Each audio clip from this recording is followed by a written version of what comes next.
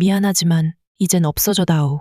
모든 감정의 중심에서 튀어나온 단 하나의 말. 그 말은 마치 칼날처럼 우리 가슴을 가르며 날아들었습니다. 그건 누구를 향한 것이었을까요? 그 열이란 계집을 요구한 풍산, 신의 균형을 무너뜨린 열이, 감정을 선택한 형, 강철. 이제 우리는 세 사람의 시선을 따라가 봅니다.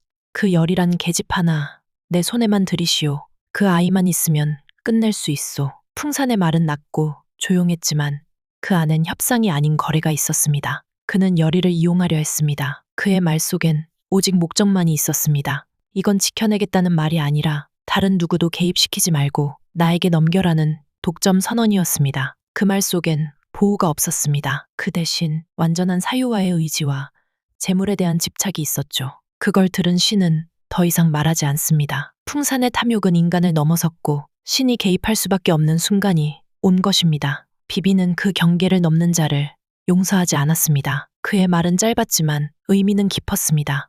미안하지만 이젠 없어져다오. 그건 팔척기를 위한 말도 열의를 위한 말도 아닌 균형을 깨트리려 한 자에게 내리는 선언이었습니다. 그리고 그 순간 공기가 무너졌습니다.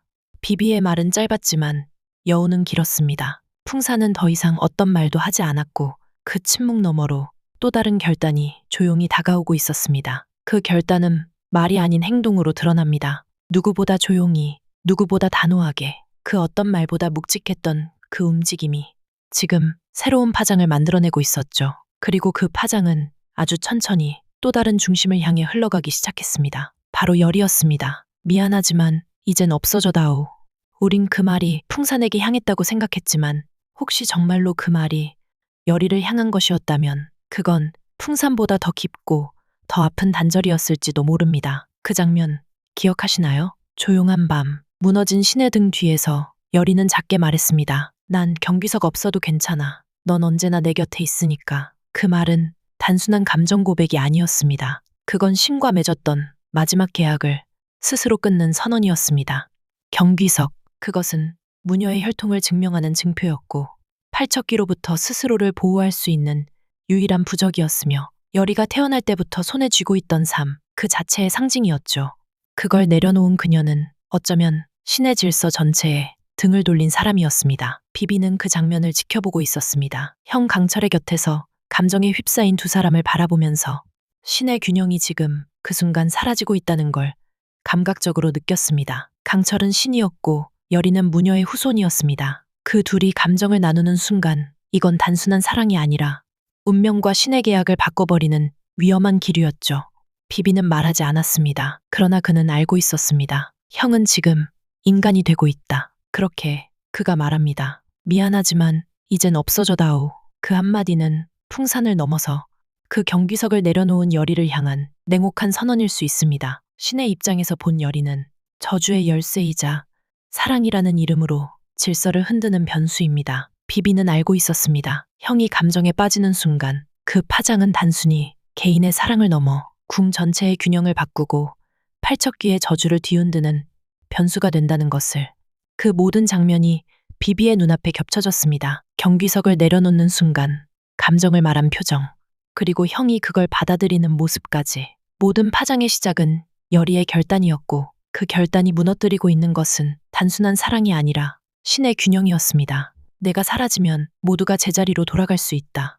그러니 이제 없어져다오. 이 말은 단순히 폭력적인 명령이 아닙니다. 그건 신의 기준으로 본 정리입니다. 감정이 아닌 원칙으로 작동하는 세계에서 정리는 단순한 정비가 아닙니다. 균형을 무너뜨리는 자는 누구든 제거되어야 한다는 냉정하고 비가역적인 시스템의 실행 명령이죠. 그 어떤 공감도, 동정도, 설득도 통하지 않는 말 그대로 신의 계산법, 열이가 감정을 택했다는 그 사실 하나만으로 신의 질서는 위험에 처했고 비비는 단 하나의 방법을 선택한 겁니다. 멈출 수 없다면 없애야 한다. 지워야 한다. 그래야 남은 것들이 유지된다. 그 한마디는 결국 신의 연산에서 나온 결론이었습니다. 열이라는 존재는 너무 많은 열쇠를 쥐고 있었죠. 그녀는 무녀의 핏줄입니다. 그녀는 팔척귀의 기억을 깨울 수 있는 존재입니다. 그리고 이제 그녀는 신의 파수꾼이었던 강철의 감정을 흔든 사람입니다. 비비는 알고 있었습니다. 이 모든 운명이, 이 모든 저주가 결국 열이 한 사람에게 모이고 있다는 걸. 그리고 그 무게를 감당하지 못하는 자는 그저 사라져야 한다는 결론에 이르렀을지도 모릅니다. 그 말 듣고 난 뒤 마음 한구석이 멈칫했던 분들 계실 겁니다. 속으로 이런 생각 떠올리셨을 수도 있죠. 이제 없어져다오. 그 한마디가 열의를 향한 말이었다면 신의 정이었을까요? 아니면 그녀를 지켜주지 못할 것을 알기에 미리 차단하려는 냉정한 자비였을까요? 그리고 그 중심엔 무너지고 있는 또 한 사람이 있었습니다. 열의가 경비석을 내려놓는 장면. 그 모습을 가장 가까이에서 본 사람은 강철이었습니다. 그는 말하지 않았습니다. 하지만 그는 모든 것을 받아들였습니다. 강철은 원래 신이었습니다. 차가운 판단과 침묵 속에서 질서를 지켜온 자. 신이라는 이름 아래 그는 늘 옳아야 했고 흔들려서는 안 되는 존재였습니다. 하지만 열의를 지키겠다는 그 순간부터 그는 무너지고 있었습니다. 경비석이 바닥에 떨어질 때 그 소리는 단순한 돌의 낙하음이 아니었습니다. 그건 신의 보호에서 벗어나겠다는 선언이었고 그녀가 더는 신에게 의지하지 않겠다는 감정의 독립 선언이었죠.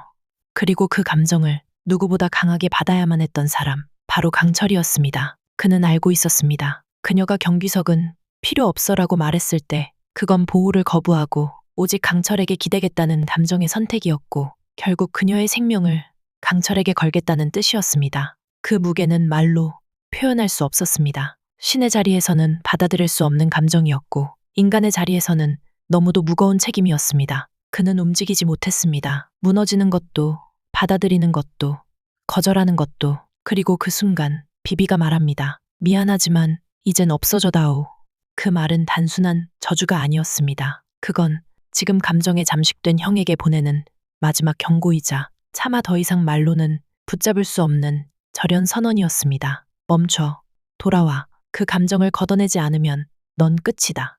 비비는 감정을 표현하지 못합니다. 그는 신입니다. 하지만 형이 신에서 인간으로 내려오고 있는 모습을 너무 가까이서 너무 뚜렷하게 보고 있었던 그는 신의 방식으로 사랑을 끊어내야만 했습니다.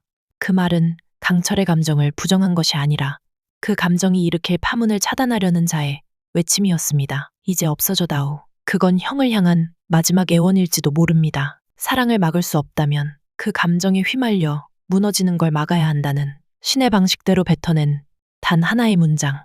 지키기 위한 단절. 그것이 비비가 택한 방식이었습니다. 하지만 그 순간 당신도 느끼셨을 겁니다. 정말 비비는 그저 신의 연산처럼 차갑기만 했을까요? 그가 말한 이제 없어져다오. 그건 신의 언어였지만 형을 정리하는 그 찰나에 정말 아무 감정도 피어나지 않았을까요? 강철은 비비의 형이었습니다. 신의 이름보다 먼저 가족이었습니다. 신의 계산으로는 제거해야 할 대상일지라도 한 생의 시작부터 함께한 형이 무너지는 모습을 보는 건 과연 그냥 명령처럼 지나갈 수 있었을까요? 어쩌면 그 말은 사라지라가 아니라 제발 멈춰달라는 절박한 외침이었는지도 모릅니다. 비비는 끝끝내 감정을 말하지 않기 위해, 감정을 감추기 위해 자신을 버티게 만든 단 하나의 문장을 말했습니다. 그리고 그 눈 안에 맺힌 건 정말 감정이라 부르지 못하는 신의 눈물이었을까요? 우리는 세 사람을 따라왔습니다. 풍산, 열의, 강철, 그리고 그 한마디. 미안하지만 이젠 없어져다오. 그 말은 누구를 향한 것일까요? 아니, 어쩌면 그 말은 세 사람 모두에게 동시에 날아든 것일지도 모릅니다. 신이 감정을 마주했을 때 감정을 끊는 방식은 언제나 잔인합니다. 이제 없어져다오. 그건 감정을 지우기 위한 신의 마지막 선택이었을지도 모릅니다. 구독은 부적입니다. 좋아요는 이 이야기의 불씨가 됩니다. 다음 회차 같이 가시죠.